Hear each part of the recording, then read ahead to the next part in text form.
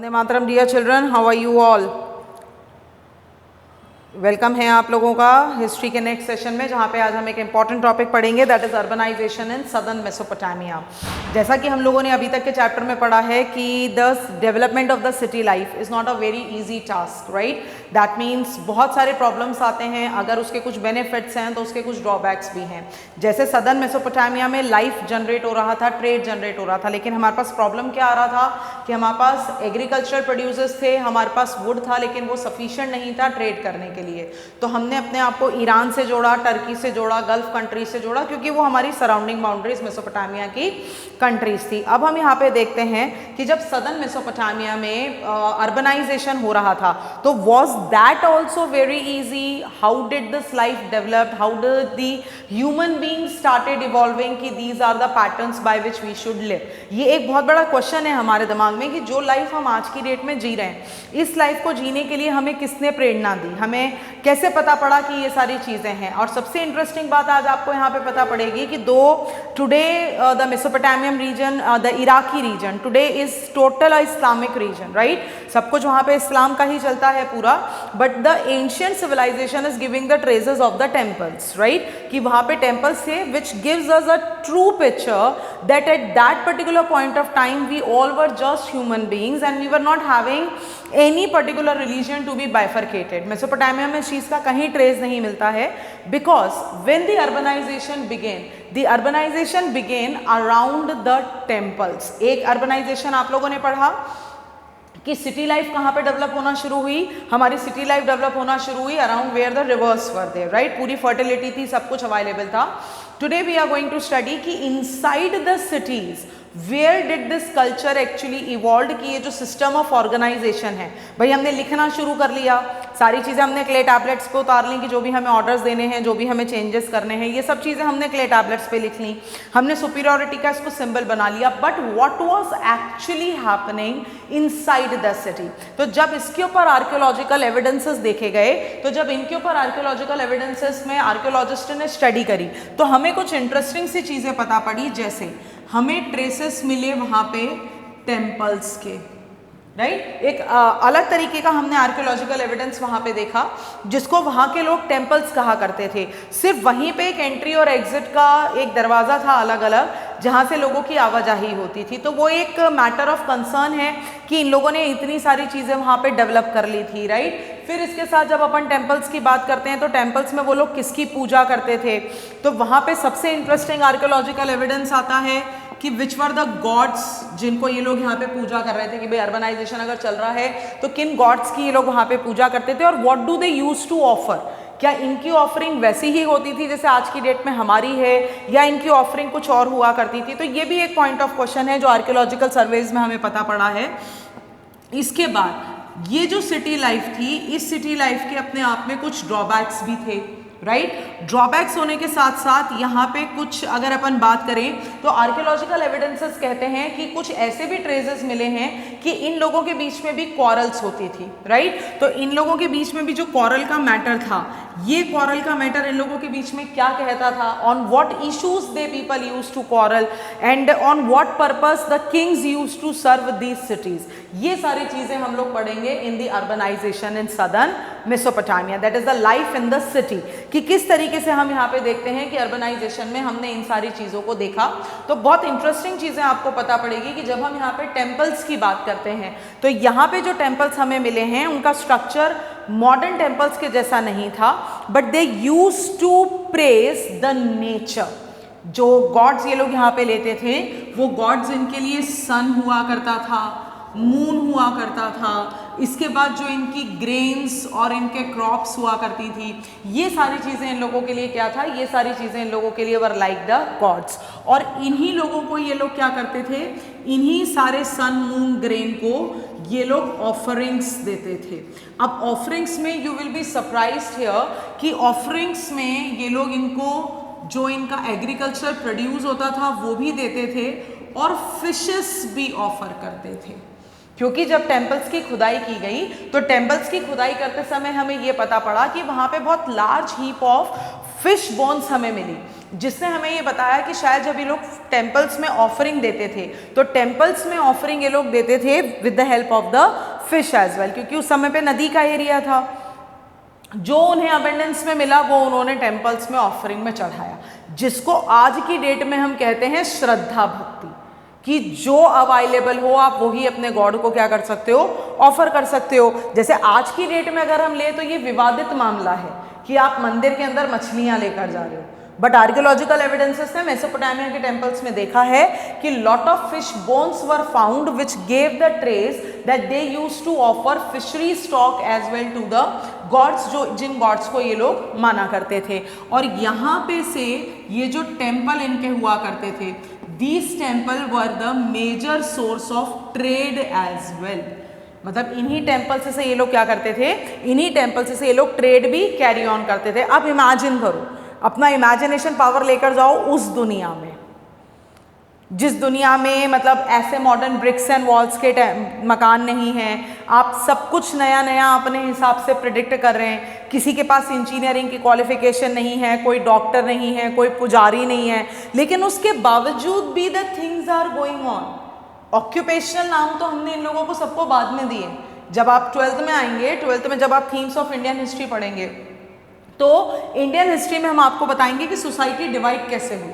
ये जो 4 वर्णों में हम इंडियन सोसाइटी को डिवाइड करते हैं, ब्राह्मण, क्षत्रिय, वैश्य, शूद्र में, तो इन 4 वर्णों में हमने सोसाइटी को कैसे डिवाइड करा ये हम पढ़ेंगे जब हम इंडियन हिस्ट्री के बारे में पढ़ेंगे। बट मेसोपोटामियन कल्चर में भी यही चीज़ थी कि जो टेम्पल्स थे they were treated as the centre of trade. लेकिन जब हम यहाँ पे इनके ड्रॉबैक्स की बात करते हैं तो ये जो एग्रीकल्चर था इनका मेजर, ये एग्रीकल्चर क्या था, ये एग्रीकल्चर इनका अफेक्टेड होता था by rains, by floods, by improper drainage system, क्योंकि अगर ड्रेनेज सिस्टम एकदम व्यवस्थित होता तो शायद खेतों में पानी नहीं भरता। तो इसी को ये लोग क्या कहते थे, इसी के लिए ये लोग ऑफरिंग करते थे टू सेफगार्ड देमसेल्व्स, राइट। तो ये भी इन लोगों के लिए एक चीज यहाँ पर है कि when the urbanisation was going on तो they used to face the drawback as well. वो ड्रॉबैक इनके लिए क्या था कि इनकी जो एग्रीकल्चर प्रोड्यूस होती थी समटाइम्स ड्यू टू मॉनसून वो खराब हो जाती थी। जैसे अभी की अगर अपन बात करें तो ये नेचुरल साइकिल तो अभी भी चलती है, राइट। जैसे अभी अपन करंट सिनारियो अगर मध्य प्रदेश का उठाएं तो मध्य प्रदेश में इस समय करंट प्रॉब्लम क्या चल रही है कि मध्य प्रदेश में सबसे ज़्यादा उगती है सोयाबीन, राइट। और मध्य प्रदेश के जो चीफ मिनिस्टर हैं, सोयाबीन की प्रोड्यूस को देखकर उन्होंने सेंट्रल गवर्नमेंट में ये प्रपोजल दिया है कि let us export the soybean which is produced in abundance in Madhya Pradesh. तो Madhya Pradesh will be getting a new employment opportunity. तो ये चीज़ तो वही पुरानी वाली चल रही है, ये लोग भी एम्प्लॉयमेंट अपॉर्चुनिटी ऐसे ही लेते थे। तो अभी करेंटली अगर हम देखें तो मॉनसून के साथ गैम्बलिंग तो एग्रीकल्चर आज भी है।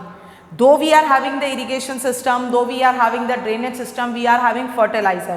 अब मध्य प्रदेश में क्या हुआ कि जो सोयाबीन की फसलें उगी हैं उन सोयाबीन की फसल में प्रॉपर सब कुछ चल रहा था, हर चीज़ की ग्रेड होती है, राइट। जैसे ग्रीन रेवोल्यूशन का आपने नाम 9th-10th में सुना होगा, तो ग्रीन रेवोल्यूशन में HYV सीड्स को हम यूज़ करते हैं जो हाई यील्डिंग वेराइटी सीड्स होती हैं। उन सीड्स पे फर्टिलाइजर्स ज़्यादा लगता है लेकिन उनकी पैदावार बहुत ज़्यादा होती है।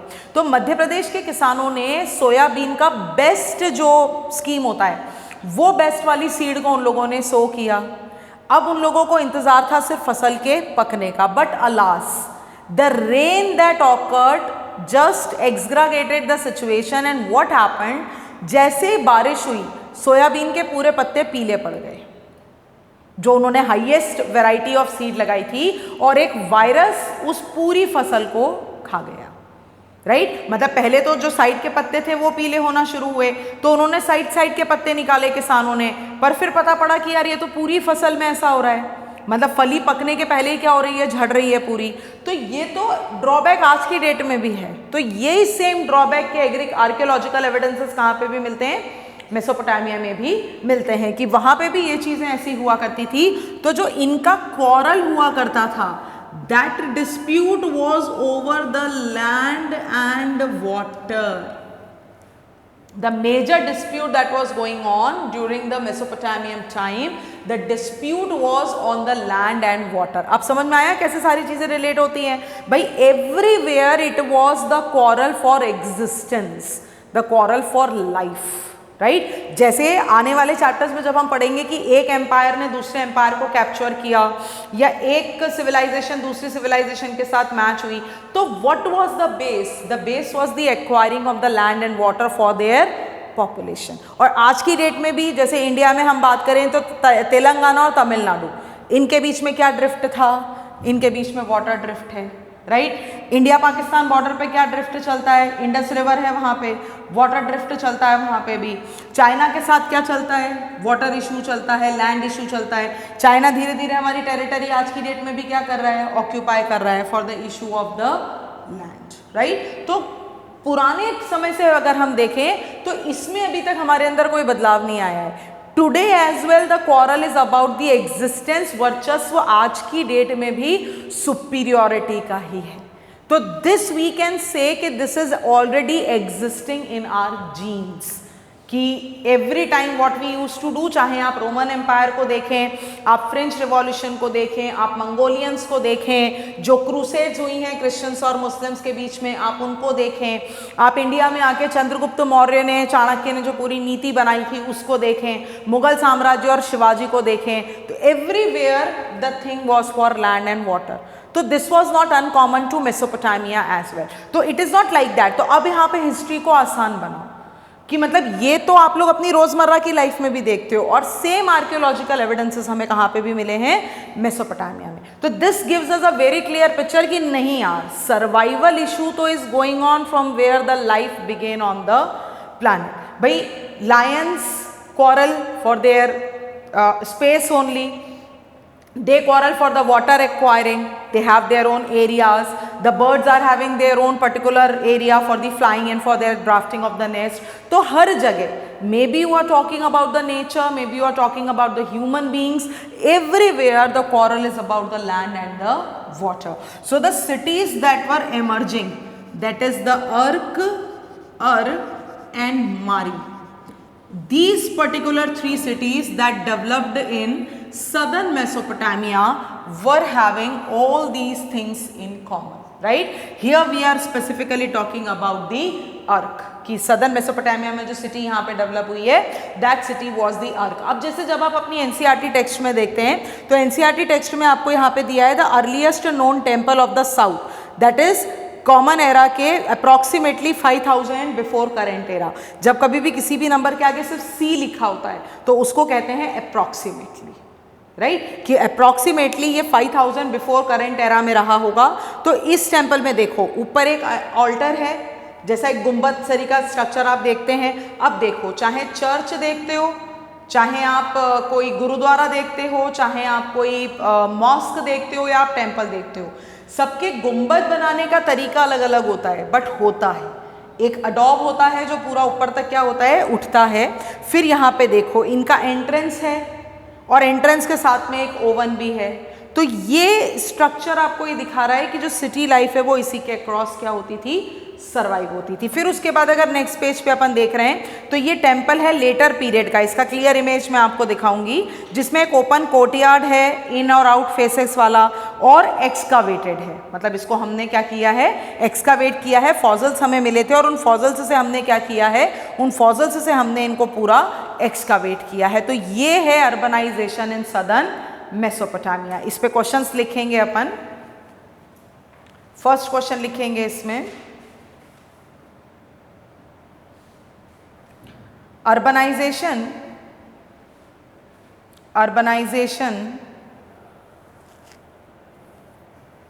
in southern Mesopotamia, urbanization in southern Mesopotamia was very much similar to the present day world, to the present day world. Do you agree? Do you agree? Give reasons in support of your answer. Give reasons in support of your answer. 8 marks. 8 marks.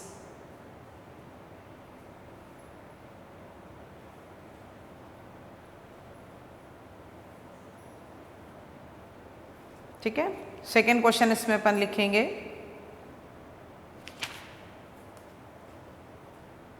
in spite of natural fertility, in spite of natural fertility, comma, agriculture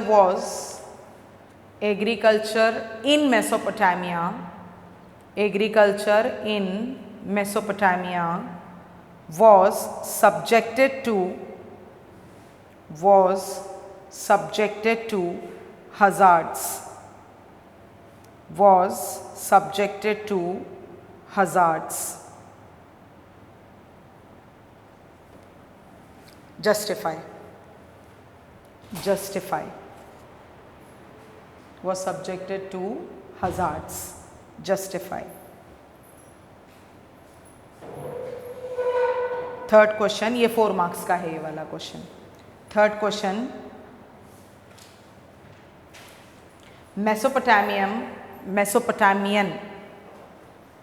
Mesopotamian countryside saw repeated conflict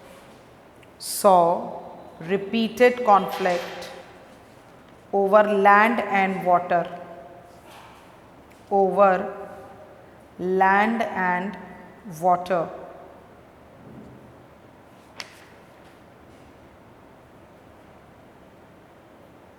Do you agree?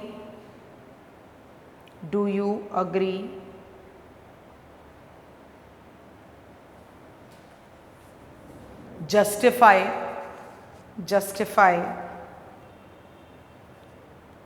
with the help of facts available,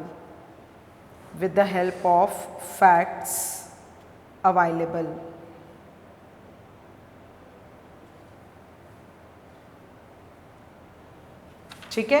तो ये है आपके पास southern Mesopotamia, और southern Mesopotamia में basically अपन किसकी बात कर रहे हैं यहाँ पे, basically we are talking about the Uruk, कि they were having so many things which we can see today as well that are common to us as well, right. जैसे कि अगर अपन बात करें यहाँ पे, तो not only the coral and the drawbacks and the temples and gods were there, but they were also having the wars. मतलब कॉरल तक तो ठीक है, कॉरल मतलब लड़ाई झगड़ा हो गया, लेकिन as well the archaeological evidences have been found कि they might have had some wars as well, कि मतलब इन लोगों के बीच में क्या हुए होंगे, कुछ ना कुछ वॉर्स भी हुए होंगे, राइट। तो ये है important about the urbanisation in southern Mesopotamia, right. अब इसमें अगर अपन देखें तो सदर्न मेसोपोटामिया की लाइफ में एक हाईलाइटिंग फैक्ट मिलते हैं, द यूज ऑफ सी, जिसको आज की डेट में अपन क्या कहते हैं कि अगर अपने को किसी भी गवर्नमेंट डॉक्यूमेंट को या किसी भी ऑफिशियल डॉक्यूमेंट को अपने को बहुत सेफली अगर भेजना है, तो एनवेलप पे अपन क्या लगाते हैं, सील। जैसे स्कूल में प्रिंसिपल की सील होती है, राइट, ऑथेंटिसिटी प्रोवाइड करती है स्कूल में प्रिंसिपल की सील। आप कोई भी ऑर्गेनाइजेशन के साथ डील करते हो तो सिग्नेचर के साथ वो लोग अपनी ऑर्गेनाइजेशन की सील लगाते हैं वहाँ पे। लाइब्रेरी की बुक्स में आप लोगों ने देखा होगा सील लगते हुए। ऐसे ही सील्स का उपयोग कहाँ पे होता है, ऑफिशियल डॉक्यूमेंट्स में होता है। तो the traces of the seal have also been found in the Mesopotamia, कि मतलब वो लोग इतने डेवलप्ड हो चुके थे कि they started making use of the seals, right. तो जब हम यहाँ पे इनके सील्स की बात करते हैं तो सील्स यहाँ पे क्या था, in India early stone seals were stamped in Mesopotamia until the end of first millennium BCE। Cylindrical stone seals pierced down the center were fitted with a stick and rolled over wet clay। मतलब वो लोग क्या करते थे, एक particular चीज को roller बनाते थे, और जब गीली क्ले होती थी, क्योंकि क्ले टैबलेट पे आपको सील लगाना है, तो जब क्ले टैबलेट पे आप सील लगाते थे तो आप उसको क्या करते थे, वेट क्ले टैबलेट पे ही आप उसको रोल डाउन कर देते थे, और रोल डाउन करने के बाद जब वो सूखेगा तो उसके ऊपर सील क्या हो जाएगा, प्रॉपरली लगेगा। तो एक सिलेंड्रिकल ड्रम टाइप स्ट्रक्चर होता है, उस ड्रम टाइप स्ट्रक्चर को ये लोग क्या किया करते थे, यूज किया करते थे। And this seal was used by only the persons who held the official position. अब देखो यहाँ पे अपने पास क्या आ गए हैं, यहाँ पे अपने पास किंग्स आ गए हैं, किंग्स आने के साथ अपने पास यहाँ पे ऑर्गेनाइजेशंस आ गई हैं, ऑर्गेनाइजेशंस के साथ अपने पास यहाँ पे सिस्टम ऑफ ऑर्गेनाइजेशन आ गया है, उसमें अपन ने राइटिंग्स ले ली हैं। इसके बाद अपने पास कॉरल्स ओवर ड्रिफ्ट्स भी हो चुके हैं लैंड एंड वाटर पे, और कुल मिला के यहाँ पे अब अपने पास ऑफिशियल सील्स भी आ चुकी हैं कि जिन लोगों के पास ऑफिशियल पोजीशन होती थी only they were entitled to make use of the seals. तो अगर किसी भी क्ले टैबलेट पे सील लगी हुई मिली है मतलब that is an official document. क्योंकि जैसे एन मार्कर है, अब एन मार्कर ने पोयम लिखवाई तो अब उस पोयम को वो ऑथेंटिकेट कैसे करेंगे? With the help of the seal. यानी कि this Mesopotamian civilisation is very closely associated with what? With the present day world that you see in your day to day surroundings, right. तो यानी कि अब ये इस पे अपन परफेक्टनेस नहीं दे सकते कि वो उसको किंग्स ही कहते थे या they use to tell them something else. वो तो जैसे जैसे हमने इनकी जो लैंग्वेज है सुमेरियन अकाडियन, हमने जैसे जैसे इनको डेसिफर किया उसको हमने आपके समझने के लिए प्रेजेंट डे से क्या कर दिया है? उसको कनेक्ट कर दिया है, राइट। तो the words they were using in the Mesopotamia might be different but yes the structure has started becoming the same, right. तो इस तरीके से ये लोग क्या करते थे? इस तरीके से ये लोग अपना पूरा अर्बनाइजेशन को यहाँ पे टेक केयर करते थे। That cities were the major centres of trade. What cities were the major centres of the trade? Trade officially used to take place from the temples, right. Temples में अपने पास God's होते थे। God's कौन थे इनके? सन, moon, इनावा, जो उनके love और वॉर के गॉड भी माने जाते थे। उनको ये लोग ऑफरिंग देते थे, ग्रेन्स, फिशेस, राइट। सारी चीजें चल रही थी। तो this is how the urbanisation was taking place in the southern Mesopotamia. और अभी भी अगर आप कहीं रूरल एरिया में जाते हो तो रूरल एरिया में जहाँ पे अभी परफेक्ट डिजिटल वेव्स नहीं पहुंची हैं, डिजिटल वेव्स के एब्सेंस में अगर आप देखोगे तो the things goes on currently as well in many of the rural areas in the variety of the parts of the world. जैसे अफ्रीका के कुछ जंगलों के एरिया हैं वो अभी तक इतने घने जंगलों में ढके हुए हैं जहाँ तक अभी तक सूरज की रोशनी भी नहीं पहुँच पाती है। जब हम डिजिटल वर्ल्ड में बात कर रहे हैं, 2020 में बात कर रहे हैं, क्रिप्टो करेंसी बिटकॉइंस की बात कर रहे हैं, तो अफ्रीका के घने जंगलों में अभी भी कुछ कस्बे, कुछ प्रजातियां ऐसी हैं जिन्होंने अभी तक सनलाइट ही नहीं देखी है। They live in so dense forest, right. कुछ प्रजातियां हैं जिनको प्रिजर्व करके रखा है अंडमान निकोबार में। तो these people are the evidences who tell us कि how do they do the things, right. Give the next heading, life in the city. Life in the city.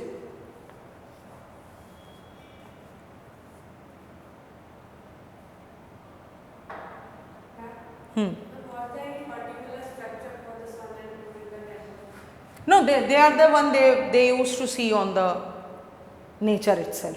मतलब वहाँ पे जब उन्होंने साइंस एंड सिंबल्स यूज करें तो signs and symbols have been found of the grains, of the oval shape, of the round shape that they use to see in the nature. तो from there we have depicted कि these might be the sun and god. And जब उनकी language को decipher किया गया, तो decipher करने में उस लैंग्वेज, डेसिफर करना कहते हैं जब हम ट्रांसलेट करते हैं, तो जब हम किसी भी स्क्रिप्ट को डेसिफर करते हैं तो डेसिफर करके हमने उसको जब रिलेट करा तो वो मॉडर्न डे के सन और मून के हिसाब से निकले, जिनको हम इस तरीके से जानते हैं। How do we came to know? With the help of the clay tablets, with the help of the pictures they have drawn on the walls and all। जैसे जब आपने इसमें आगे जब आप पैलेस ऑफ मारी देखेंगे, मारी में जो किंगडम था उसका जब आप पैलेस देखेंगे तो यू विल फाइंड कि वहाँ पे पैलेस की दीवारों पे ड्राइंग्स भी मिली है। मतलब they were so beautiful artisans as well कि उन्होंने सिर्फ महल ही नहीं बनाए थे बट महलों में जो दीवारें थे और जिन दीवारों पे अपन ने कॉमन एंट्रेंस लगा रखा था, मतलब जो पब्लिक हॉल हुआ करता था, तो उस पब्लिक हॉल की दीवारों को उन्होंने सजा भी रखा था। तो this was the level of the architecture and art that we have found in the civilisation. That's why Egyptian civilisation, Mesopotamian civilisation and the Indus Valley civilisation are treated as the much sophisticated civilisations. जैसे next year when you will be, जैसे this year you are studying about the Mesopotamian civilisation, next year you will study about the Harappa and Indus Valley civilisation. तो you will find कि these people were much more advanced than we people are today. जैसे यहाँ तक तो सिर्फ ये है कि इन्होंने सिटी लाइफ में ये सील वगैरह शुरू कर दिया है। अब हड़प्पा वैली सिविलाइजेशन का टाइमलाइन अभी तक बहुत ज़्यादा क्लियर नहीं है, अभी तक एक्सकवेशन उसके ऊपर चल रहा है, आर्कियोलॉजिकल एविडेंसेस अभी तक फाइंड हो रही है और इसके ट्रेसेस बहुत, मतलब अफगानिस्तान तक भी मिले। पहले तो ये था कि शायद इंडस वैली सिविलाइजेशन सिर्फ इंडिया और पाकिस्तान के इधर है, लेकिन इसके कुछ ट्रेसेस हमको अफगानिस्तान के इधर भी मिल रहे हैं। तो यानी कि कितनी बड़ी ये साइट थी, इनका क्या कनेक्शन था, तो वो अभी चल ही रहा है. But as the archaeological evidences are being getting ahead, we are coming to such mesmerising facts कि these people's life were much more developed. कि किस तरीके का इनका, जैसे अभी जब अपन ये पढ़ रहे हैं, नेक्स्ट टॉपिक अपन क्या पढ़ रहे हैं, life in the city. They were having the concept of the nuclear families as well. They were having the concept particular mentioned system of the marriages as well. They were having the system of the ancestral property, maternal property and paternal property. इसको आज की date में हम law में पढ़ते हैं, जिसको हम आज की डेट में बहुत सारी चीज़ों की तरफ देखते हैं. तो ये सारी चीज़ें इन लोगों के पास भी थी, राइट. तो जब हम लाइफ यहाँ पे पढ़ते हैं कि किस तरीके से हमारा सिस्टम जा रहा है यहाँ पे, तो लाइफ इन द सिटी में लिखेंगे इसमें major highlights. Life in the city में concept of nuclear family, concept of nuclear family, system of marriages, system of marriages and nuclear family, system of marriages and way of building the houses, way of building the houses.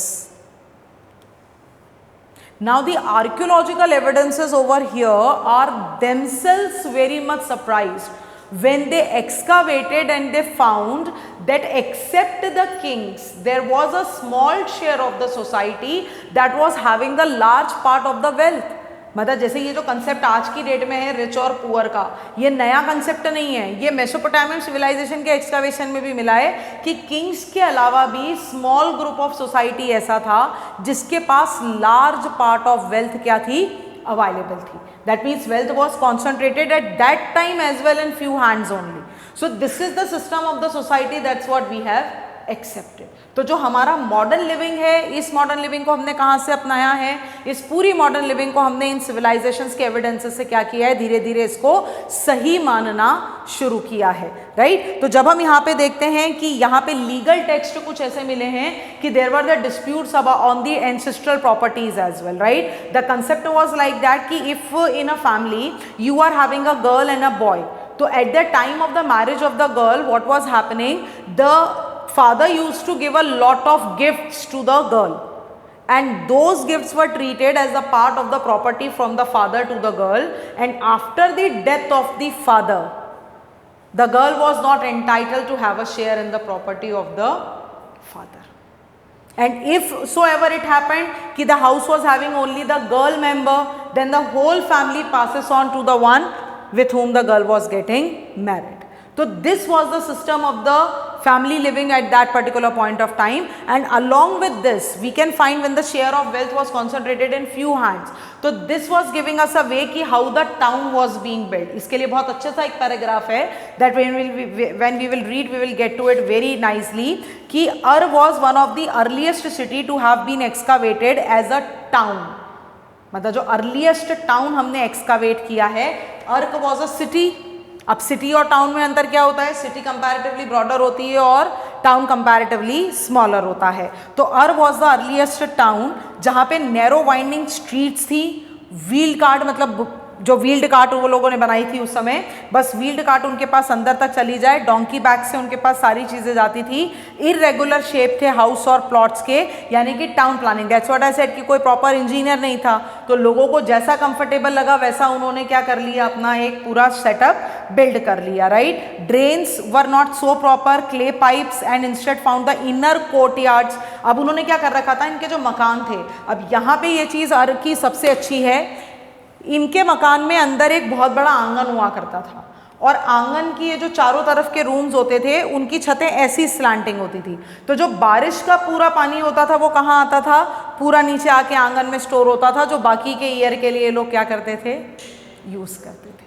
Now assume कि from there this concept has emerged कि narrow street winding, carts का जाना, donkeys का use करना, मतलब they were aware of the difference between the wild animals and the domestic animals, and the traces of the donkeys on the cart wheel over there suggest कि they were also aware of the domestication. So this was the life in the city, right? Thank you.